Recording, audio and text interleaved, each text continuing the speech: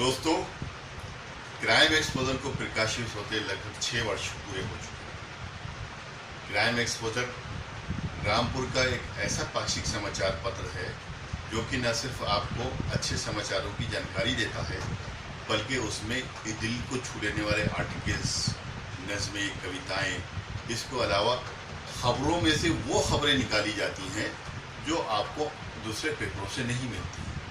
यही इस पेपर की खासियत है, जिसकी वजह से ये आज पूरे शहर में, पूरे उत्तर प्रदेश में, पूरे हिंदुस्तान में मकबूलियत हासिल कर चुका है। रामपुर के प्रशासनिक अधिकारियों के अलावा ये लखनऊ में हमारे राजनेताओं के पास, हमारे जो सचिव हैं, सेक्रेटरीज हैं, उन लोगों के पास भी जाता है। रामपुर क्राइम एक्सपोजर का लेटेस्ट एडिशन भी आ चुका है, जो मैंने आपके सामने पेश किया है। इसको ज़रा गौर से पढ़िएगा। इसके फ्रंट पेज पे जो खबरें लगी हुई हैं, उसकी कुछ मुख्य खबरें बता दूं। जैसे कि कुछ पिछले दिनों अभी यहाँ पे एक झोला छाप डॉक्टर के वजह से एक आदमी की जान चली गई थी। ये कोई पहला हादसा नहीं था, इससे पहले भी यहाँ पे झोला छापों की वजह से कई लोगों की जानें जा चुकी होंगी। लेकिन इसके बावजूद भी यहाँ की कोई प्रशासनिक कोई कार्रवाई नहीं होती।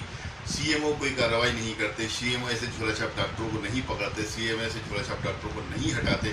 ये लोग कल भी लोगों की जान से खेल रहे थे और आज भी लोगों की जान से खेल रहे हैं। वो खबर हमने फ्रंट पेज पे लगाई है, जिसमें डीएम साहब को मुखातिब किया है कि ज़रा एक नज़र इधर भी डालिए कि आपके शहर में ये क्या हो रहा है।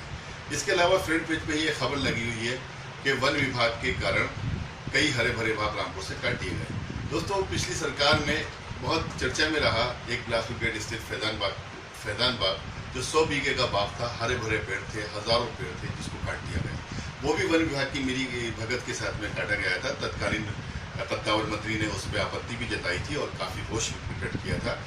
उसमें क्या कार्रवाई हुई, उन दोषियों को क्या सजाएं मिली, जिन लोगों ने ये बाग काटा था, उसकी जानकारी ना तो रामपुर की जनता को दी गई और ना ही मीडिया में आई गई।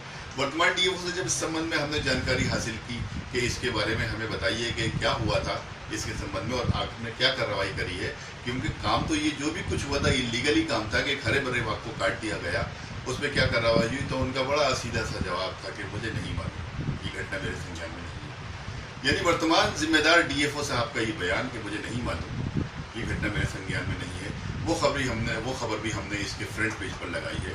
दोस्तों, इसी तरह से यहाँ पर फ्रंट पेज के पर भी और की ऐसी बहुत सी खबरें हैं जो कि आपको बहुत आकर्षित करेंगी।